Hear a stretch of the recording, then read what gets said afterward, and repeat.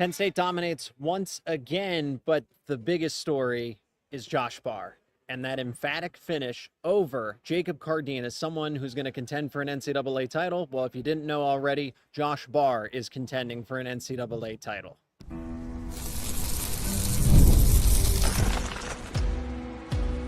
You are Locked On Nittany Lions, your daily podcast on the Penn State Nittany Lions. Part of the Locked On Podcast Network, your team every day.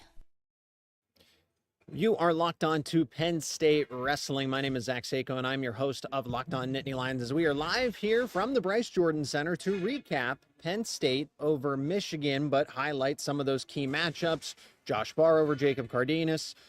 Beau Bartlett defeating Sergio Laemmle with a 3-2 close victory, and just some other takeaways here from the BJC. If you got a takeaway, let me know your thoughts down in the live chat in the upcoming segment. You and I will have a conversation about this one. 39-0 is the final score. The press conference with Cael Sanderson is up on YouTube and wherever you get your podcasts, but let's jump into it. Josh Barr is an NCAA title contender. If you've been following along with myself, whenever we have Jeff Byers, the voice of Penn State Wrestling, on the show, you knew that that was the case. And I think Barr proved it. It's not so much about losing the matchup previously, right?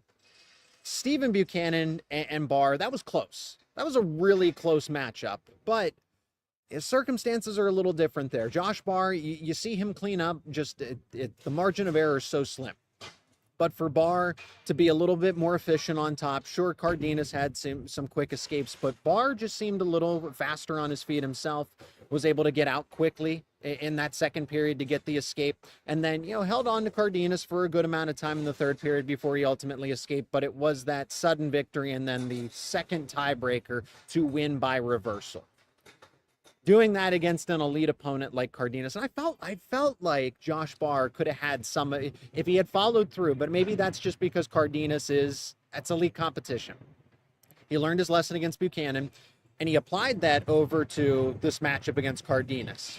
So that's what I'm going to take away the most from this, is that Barr is so quick to adjust, so quick to learn, and he's doing this now in his first full season of starting, and we're just getting into February.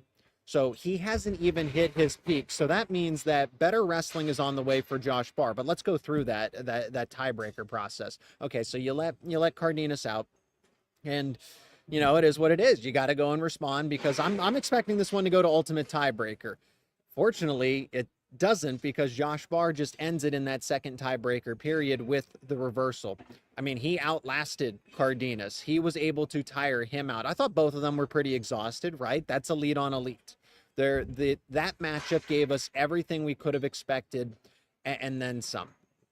But for Barr to continue to push through, I also thought that Barr was the aggressor in this matchup as well. Like I said, I felt like there were some opportunities to finish through, some reattacks and everything else where he could have followed through on his shot attempts. But I think you just don't want to make a mistake. You don't want to get caught, because that's kind of what happened against Buchanan, is that got caught once or twice and ultimately ended up losing. But different circumstances. This was tied 1-1. They were going into sudden victory. The difference between Buchanan and Barr versus Barr and Cardenas is that Barr set himself up with that 1-1 margin. And you're wrestling from behind. You're competing from behind, because you don't have that riding time. It's not neutral anymore. Buchanan had the riding time point, and that's why Barr had to go on the offensive, and then he over pursued, and then Buchanan was able to get him. But since it was always an even matchup throughout the entire time, that's where Barr was able to capitalize here. Cardenas, this was everything we could have asked for from this one. Barr is an NCAA title contender. If you didn't know, now you know. If it wasn't proved through the conversations through leading up to this point, the other matchups against a Stephen Little, against a Michael Beard, where he was dominant against Michael Beard, close one against Stephen Little, but you're across the finish line, so you win. Barr is a national championship contender. He's clearly behind in terms of consideration AJ Ferrari and, of course, Stephen Buchanan. However, he's in the conversation. It's going to be one of those four, but now I put Josh Barr ahead of Jacob Cardenas. I saw, even though it was a 3-2 tiebreaker and it's just 1 point on the reversal, I saw more from Josh Barr in this matchup than I did from Cardenas of Michigan. So definitely, hopefully they get to settle at Big Tens, and then maybe they get to resettle that one again in the NCAA tournament as well. The crowd certainly had an impact. It's nice wrestling in the Bryce Jordan Center. Everybody was on the edge of their seat. I thought the roof was going to be sent into outer space with the way that the crowd was. And then watching the Penn State bench reaction, the Penn State corner to Barr's victory, it was a surreal moment across the board. That one's going to go. I thought Tyler Kasak against Ja'Cory Teamer. This one might take the cake for a regular season moment like this. I think Josh Barr's win against Jacob Cardenas is a little more iconic and different, right? I think we're comparing apples to oranges here, maybe, but it was the caliber of opponent. It's because it was 50-50. For me personally, I expected Tyler Kasak to knock off Ja'Cory Teamer. Now, you have that iconic moment, you have that story to tell, but it's Josh Barr, who's still somewhat underrated, is considered an All-American, but when he faces Cardenas, Buchanan, Ferrari, there's going to be a clear gap. There's no clear gap. It's blurred. The gap is blurred, and Barr's right there in the conversation. He is an NCAA title contender. Let's talk about Luke Lillidahl, because he's also an NCAA title contender. Once again, gets things started right for Penn State. This isn't the strongest Michigan lineup. I understand that, but for Luke Lillidahl to bide his time, go through his rhythm, and then ultimately get a pin to start things off, I mean, that's really refreshing. Since Mega Ludus, right, 125, and Nick Sirianno, okay, 125 has been the punt weight recently, and it's just refreshing for Luke Lillidahl to be an anchor at the top of the lineup, to get things started, and to have the confidence in him, and it sets the tone, it creates momentum, and then you follow that up with Kyison Garcia, who gets a start, gets his first career victory. According to Cale Sanderson, hasn't really wrestled like this since November, hasn't really competed like this. So I imagine he's been dealing with I can't confirm that, but we didn't get confirmation if it was injury related or not, but hasn't been competing like this since November. So now you have the snowball effect, and then Beau Bartlett does what he does, and Shane, right? So it's just the continual, the momentum builds and builds and builds. And that's how you have all of that momentum, all of the energy, the Bryce Jordan Center crowd. Was it a sellout? No, not this time. But I could argue that in that Josh Barr matchup with Cardenas, that the crowd was at its loudest, was certainly peaking probably about the same amount. If they measured it, I hope they measured it compare Tyler Kasak's win over Ja'Cory Teamer to Josh Barr. And I think that you're going to get comparable crowd levels, if not more, for Barr. I just take my word for it. I thought it was louder. So the atmosphere is great. We're also going to talk about that in the show. I think it's fair to pick back up with that. Now, there were some interesting results in the Bryce Jordan Center with other ones with Beau Bartlett and Sergio Laemmle, but also ones outside of the Bryce Jordan Center. Ridge Levitt got knocked off by Kyle Parko. We got plenty to talk about here on this live edition of Locked On Nittany Lions, so bring your comments. We'll check in with the live chat in just a moment after a word from our sponsors. And today's show is brought to you by PrizePicks. The big game is almost here, and there's no better way to make it even more exciting than with PrizePicks, the best place for daily fantasy sports. With over 10 million members and billions in winnings awarded, PrizePicks makes it fun and simple to get in on the action. And here's how it works. You pick more or less on at least two players' projections, and if you're right, you could win up to 1,000 times your cash. That's right, 1,000 times your cash. PrizePicks even has a free pick for the big game where Patrick Mahomes only needs to throw for 1 yard to win. Then pair that with one more correct pick, and you're cashing out. Let's look at the board for this weekend. Player like Travis Kelce, do you think he's going to have more or less on his receiving yards? Or what about the other quarterback? What about Jalen Hurts? Do you think he'll have more or less on his passing yards? And the best part is fast, safe withdrawals. When you win, your cash is in your account in as little as 15 minutes. And check out the promos tab to tail any of these super sweet Millie Winners big game lineups. If you tail a lineup that goes 3 for 3, you can win a split of $1 million in promo funds. Download the app today. Use code LOCKEDONCollege to get $50 instantly after you play your first $5 lineup. That is code LOCKEDONCollege to get $50 instantly after you play your first $5 lineup. That is PrizePicks. PrizePicks, run your game.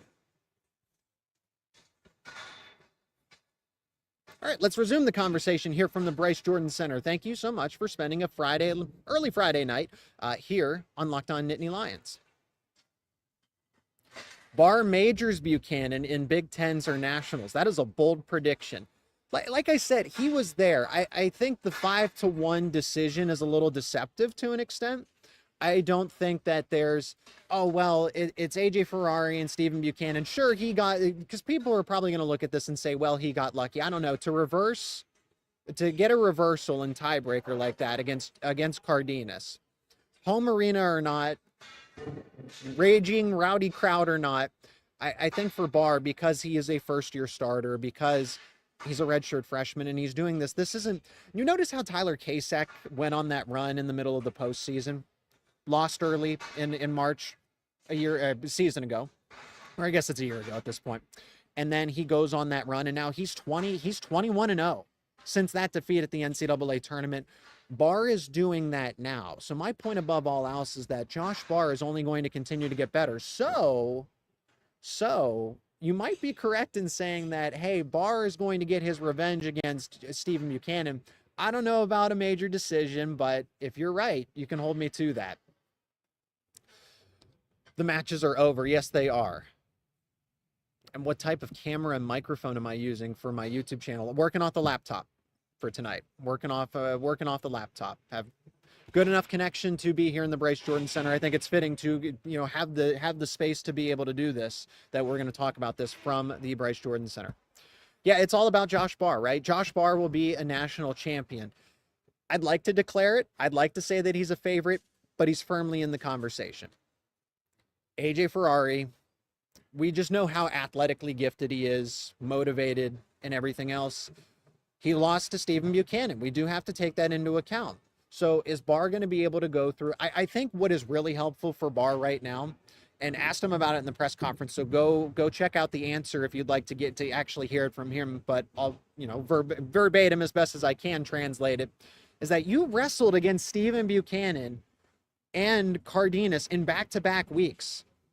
You don't get a setup like that very often, especially in your first season starting. So this is in itself, now granted, you have 7 days to rest and figure it out and go through the tape. Whereas, when you get to Big Tens and it's just wrestle, it's constant. But you at least get the exposure that, okay, you're going up against number 1 and then number 2 in back-to-back weeks like that. You learn your lessons against Buchanan. So I had no concerns. Hey, loses to Buchanan. It happens. The match didn't break in his favor. And I'm pretty sure if they wrestle that more, Barr does come out on top probably half the time. I think Buchanan's going to continue would get his victories, but Barr's not far off, even though the score might say otherwise, that there's a gap. There's no gap. He's right there. But still think of AJ Ferrari and Stephen Buchanan as the favorites at 197.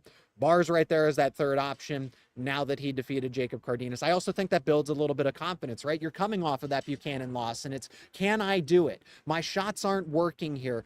I'm not. Cardenas is some of those moments when they were scrambling and to go through and everything. I think that's in some sense, Barr's just, it gives him some reassurance now that, okay, I am here, and that I'm not chasing them anymore. I'm right there with them. So this is monumental for Barr in so many ways, and it's happening now. He still has time, right? There's still other dual meets. There's one this Sunday against Maryland. Of course, they have Illinois, Ohio State still. I mean, that's as close. I think Ohio State has an outside shot to finish in second at the NCAA tournament. So there's still challenges for Josh Barr, but this gives him another bit of confidence to kind of push him forward and help perfect his technique. Great win by Josh Barr tonight. He has nerves of steel. Absolutely. It helps to have the crowd behind you. Don't get me wrong. But for Barr to push through it, especially because you're down. You're down 2-1 in that tiebreakers. And I think it was about 19 seconds left, and you kind of just roll off the mat or you roll out of the circle. It's like, okay, you got 20 seconds left and push the pace. You got to go. And still was able, and it wasn't just an escape. He went for the full-on reversal. He trusted himself because he could have opted out. He could have said, I'm just going to go for the escape and we're going to send this to ultimate tiebreaker. No, he went for all of it in that moment. Ended up getting, right, like I said, that Tyler Kasek against Ja'Cory Teamer, that's a photo op moment. But I think the moment in itself, Josh Barr might have, and in the regular season, because we're going to get some insanely memorable postseason moments. But for the regular season, for it to happen in the Bryce Jordan Center, to win that way over Jacob Cardenas in the final seconds with a reversal, I think that's going to top everything. I don't know how Penn State can do that against Ohio State and Illinois. Maybe they do.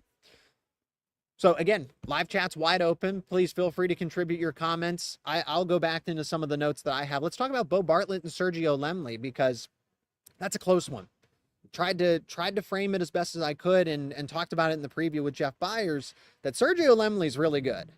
Sergio Laemmle is not too far off. If you do not have your A game, he will beat you. And Sergio Laemmle has a build that is pretty, bright. Beau Bartlett's not the tallest wrestler at 141. We know this. But Sergio Laemmle certainly has that size advantage, kind of comparable to the way Drake Ayala is in 133. It's that height, it's that length. And Sergio Laemmle has that against Beau Bartlett. So that's why it's close. But it's still a matter of, you can see the difference in terms of mentality. It's chess, not checkers. Bartlett knew that all he needed was a reversal, because reversal's 2 points versus the 3-point takedown now with the rule change. But you also have that riding point time. So Bartlett knew that, hey, a win's a win in this case. This is all I needed here. And that's just smart wrestling. Wrestle smarter, not harder. Compete harder, smarter, not harder in this case. Work harder, or work smarter, not harder, if I can say it right. But that's what Beau Bartlett was going for tonight. And no complaints. It one point was brought up interesting over on X, but so let's bring this into the conversation. Is that Jesse Mendez dominated Sergio Laemmle previously? Bartlett is not the NCAA title favorite.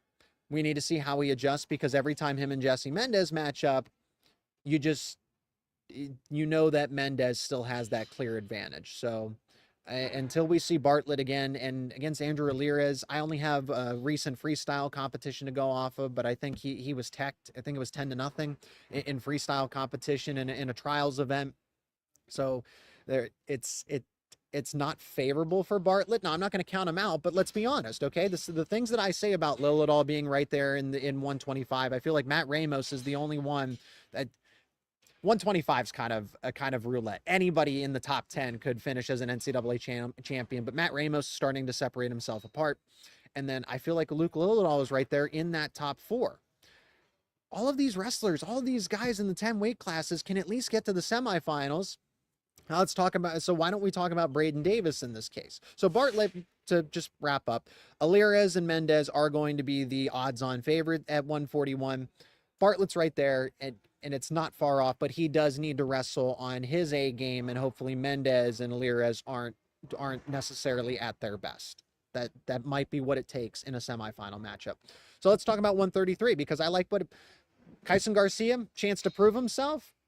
According to Coach Sanderson, hadn't really competed, hadn't really wrestled since November. So whatever the reason was, okay, we don't need to know further than that. But your first career victory happens against Big Ten competition. So, Kyison Garcia, especially going to some of those tournaments where he was able to compete and everything, didn't really find his footing. But here, when the stage is the biggest, and he responded. So I like that Penn State at least has another option. They don't have to wrestle up a Kurt McHenry at 125. I like that Garcia's at least available. You want to get Braden Davis back, though, because as much as I want to sit here and advocate and say, oh, Braden Davis should rest, it's against Maryland, no harm, no foul kind of thing, right? Get him right for Illinois and Ohio State, but Braden Davis, you want to get him wrestling as many matchups as possible, but don't want to overexert him. It is a knee injury from what I've gathered. Maybe Coach Sanderson has confirmed that, but for those who don't know, Braden injured his knee in the Drexel dual meet early in the season. It's kind of been an on and off thing, it seems like, and then it looks like, from the sound of it, he re-aggravated it against Rutgers, and that's why he missed against Iowa. Kyison Garcia was not ready at 133 last week to go up against Drake Ayala against Iowa, but this time around he was ready and did not disappoint. So I like that Penn State at least has a reliable option for these dual meets, that it's not necessarily now granted, there's going to be competition that's better than Kyison Garcia, more developed, veteran-like, So Garcia is certainly going to have his work cut out for him, but that's not necessarily a punt weight at 133 anymore because Kyison Garcia gives you at least something for Penn State. And thank goodness they don't have to forfeit or anything like that. I thought it was interesting that they wrestled Kurt McHenry because he is the 125 backup for Luke Lillidahl there, but so be it. So they gets the job done. Happy for him because that's a confidence booster in its own right. All right. We got one more segment here on this live edition of Locked On Nittany Lions. If you have any questions, thoughts about what's to come for Penn State wrestling, please feel free to contribute them. But I think it's important to address wrestling in the Bryce Jordan Center. Carter Starachi, Greg Kirkfleet, Bartlett himself, final matches here in the BJC. Wrestling in the Bryce Jordan Center. Should Penn State do it more? We'll address it on the other side of this break.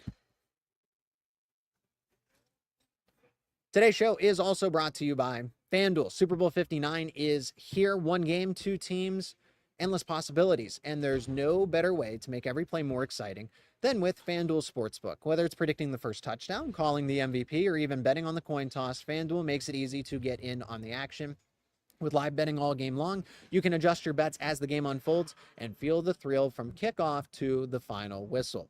The live betting feature lets you stay involved no matter what happens on the field, and the app is super easy to navigate. Plus, knowing that you can place a $5 bet and potentially win $200 in bonus bets for the Super Bowl, that is icing on the cake.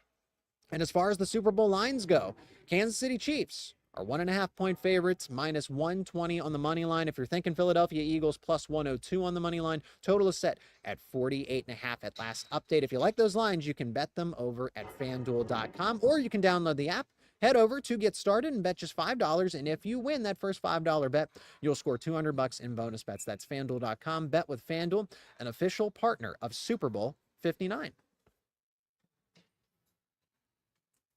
Okay. Penn State wrestling in the Bryce Jordan Center.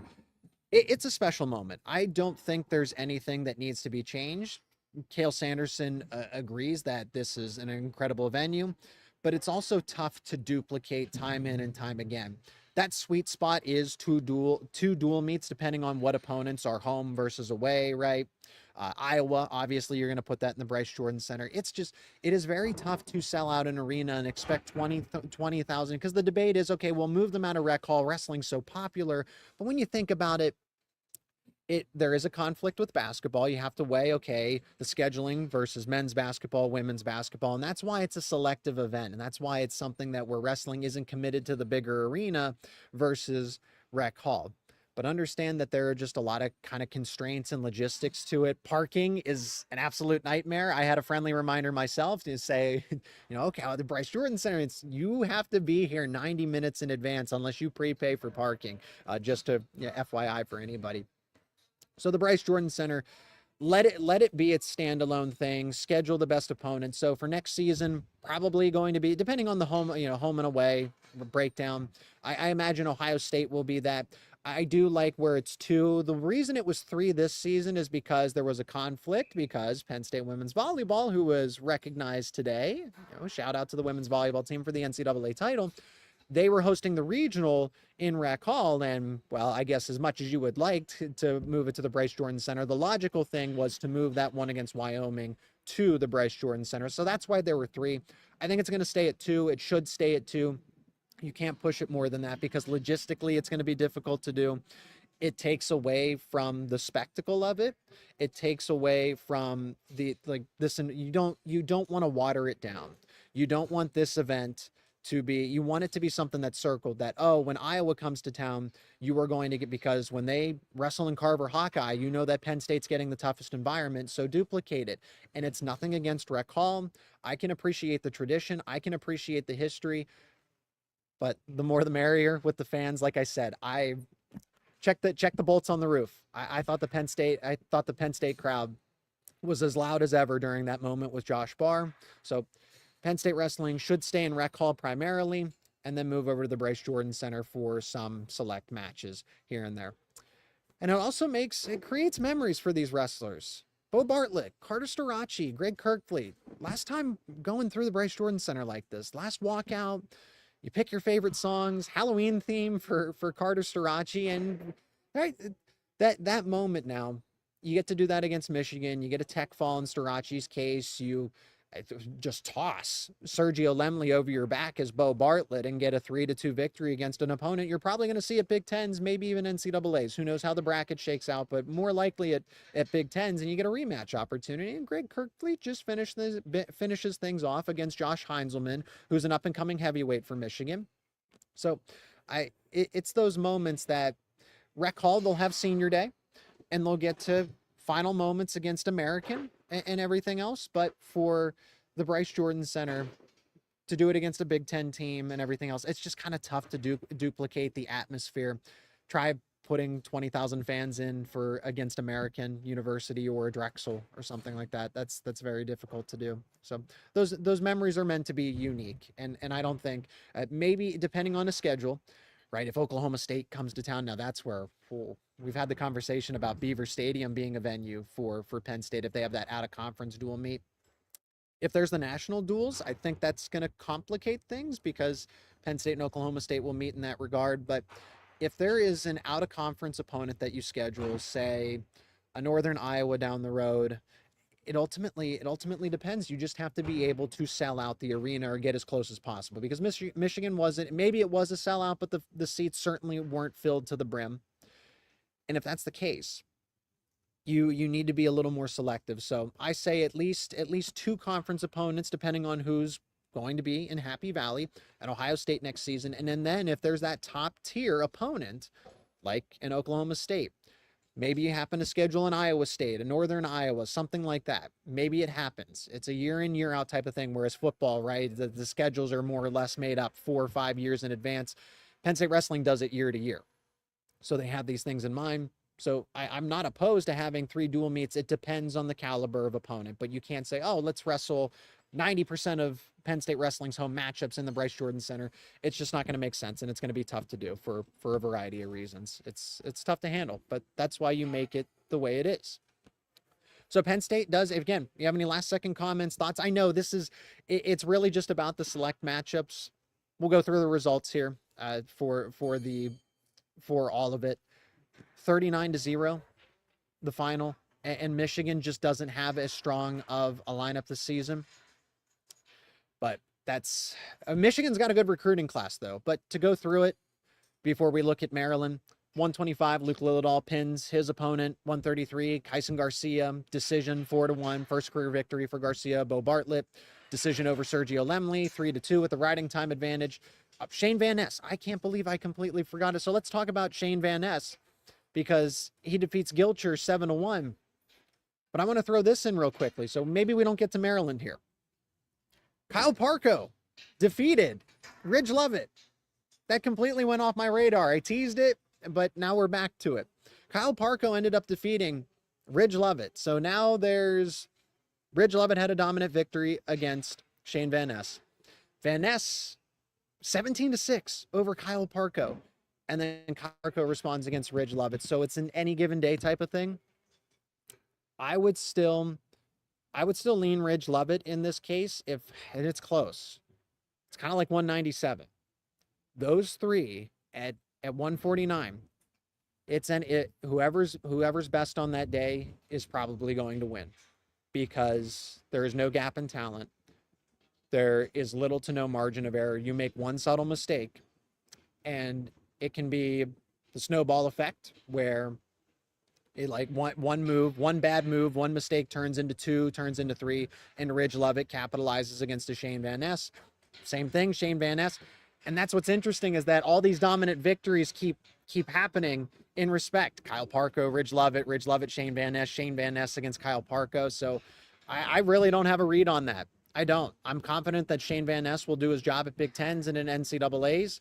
I think Ridge Lovett is still, he should be considered probably, I guess, the so-called favorite, if you will. But there's not that much separating them. There's really not that much separating them at this point, especially with what Kyle Parko just did to a Ridge Lovett. I would have expected a Ridge Lovett to win. Kyle Parko responded accordingly. So for Penn State versus Maryland, I want to pull up the projected lineups just to get an idea of what you can go back through, actually finish up by going back through the way Penn State finished. Tyler Kasak decision over Mateen at 157, 7-2. Messenbrink with Mantanona Major decision that should have been a tech fall. It's the first time that Mitchell Messenbrink did not tech fall an opponent this season. 18-4, missed it by 1 point. Levi Haynes pinned his opponent. Cardenas won by tech fall. We know about Barr's 3-2 tiebreaker over Cardenas. And then Kirkley, decision 6-0 over Heinzelman at heavyweight. So Maryland's ranked top 25. I think they're a little more respectable in years past, and that's why it's so important for Braden Davis to get into the lineup, because he could be facing Braxton Brown, who's in that top 15 range at 133. So that's a potential Big Ten matchup, and who knows, maybe Brown gets hot at the NCAA tournament, right? But this lineup isn't really that strong, and there's some matchups to key in on, but I don't expect anything. Tyler Kasak's going to have a top 15 matchup or top 20 matchup, give or take, against an Ethan Miller. And then Jackson Smith against Carter Starachi is another top 10, top 15 caliber matchup. And former Penn State wrestler Seth Nevels against Greg Kirkfleet. But it's another instance where Penn State's going to get back-to-back shutouts. Who knows if I imagine that Penn State's going to have all of its regular starters because, like Cale Sanderson says, they need to get matches in. Matches, quantity.